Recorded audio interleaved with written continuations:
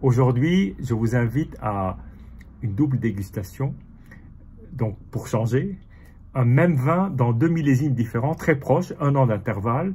Un vin que j'ai d'ailleurs dégusté, à la fois tout seul, mais aussi avec son aîné dans la gamme. Il s'agit de la maison Petra et le vin s'appelle Ebo. Donc, voici le vin que j'ai dégusté, je pense, il y a 1 an et que j'ai confronté à son aîné au sens haut de gamme, puisque celui-ci est l'entrée de gamme du domaine.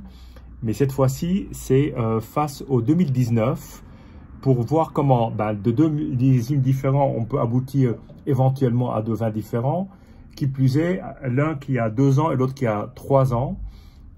Ça permet aussi de ressentir l'évolution des vins, même si, évidemment, chaque dégustation est différente. Donc, j'ai servi la même quantité dans les 2 verres, que je n'ai pas encore goûté. Voilà, donc, alors, comme ça, vu comme ça, la couleur est totalement identique. Alors maintenant, quand on regarde les reflets, là non plus, pour être tout à fait honnête, je ne vois pas de grosses différences. Là, je regarde sous la même lumière, parce qu'il faut aussi confronter. Il me semble quand même que le 2018 est plus sombre, plus opaque. Donc ça, c'est le 2018. Il est plus opaque. Oui, il est plus opaque. Le 2019 est plus clair. Et plus clair, ce qui peut être dû aussi à l'extraction de fruits, qui a peut-être été, ou la macération avec les pots, qui a peut-être été un peu différente, à des températures différentes, ou une durée différente. En tout cas, les vins, tous les deux, sont peu évolués, ce qui est logique à cet âge. Alors, il faut quand même voir qu'on est face à 2 vins, donc, issus de la Toscane, de la Maremma, donc la partie sud-ouest de la Toscane, là où est né Sassicaia, où est née l'appellation Bolgheri, les super toscans. On est à quelques kilomètres au sud de Bolgheri, sur une région donc, qui est en pleine évolution. Ebo donc est la cuvée de plus grand volume dans la maison Petra. Petra a été fondée par des Lombards qui possèdent la grande maison Bella Vista, qui produit des vins pétillants, qui sont absolument superbes, que je vous invite à goûter un de ces jours.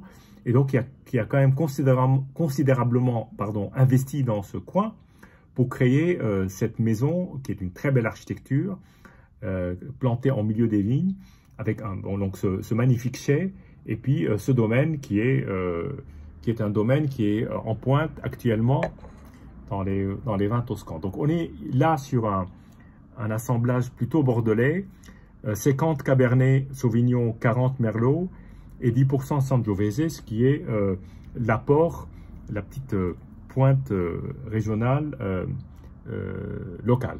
Voilà, parce que Sangiovese est vraiment le cépage toscan par excellence. Alors donc j'ai dit qu'effectivement c'était un peu plus sombre. On va voir avec le nez. Alors, le nez est très expressif déjà.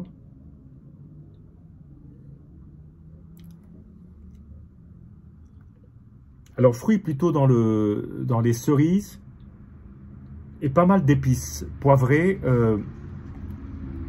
et aussi un côté végétal plutôt agréable que personnellement j'aime bien. Probablement à la marque du Cabernet de terroir. Alors là, si on sent le 2019, ah, c'est tout à fait autre chose là, tout à fait autre chose. Vraiment rien à voir. Là, on n'est plus sur des fruits extrêmement noirs. Là, on est plus sur des fruits rouges. Plutôt cerises, entre cerises et fraises. Là, on est vraiment sur le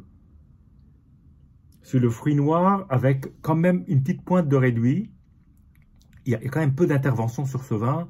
Alors, le 2018, je l'avais ouvert déjà il y a quelques jours. Le 2019, je l'ai ouvert ce matin pour ce soir. Et donc, il a quand même pu s'aérer. Mais là, il mérite de s'aérer un peu plus. Mais c'est un beau nez, un très beau nez, plus puissant assez curieusement. C'est étonnant. Voilà. Alors maintenant, en bouche, l'heure de la vérité, comme on dit souvent, avec les vins, parce que finalement, un vin, ça se boit, hein, je rappelle. Ça se sent, c'est bien, ça se regarde, mais aussi ça se boit.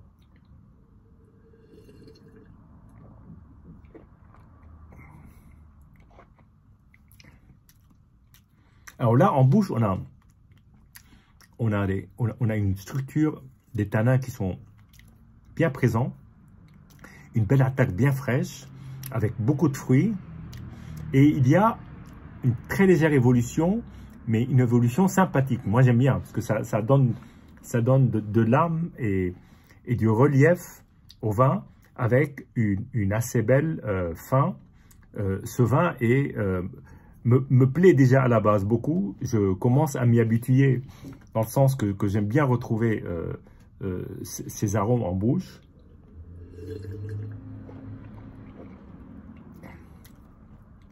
Vraiment une belle structure superbe, digne d'un grand Bordeaux. Hein. Bien que ça soit quand même différent d'un Bordeaux. Bon, maintenant, voyons voir le 2019.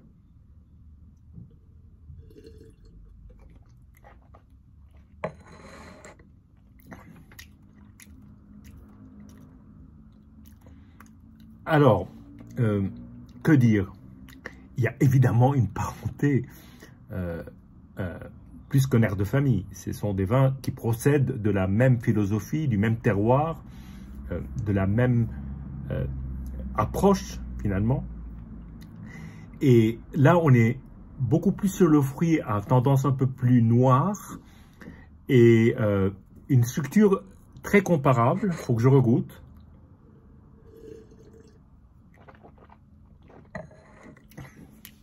Mais il me semble qu'il y a plus de complexité dans 2019 et plus de parfum dans 2018.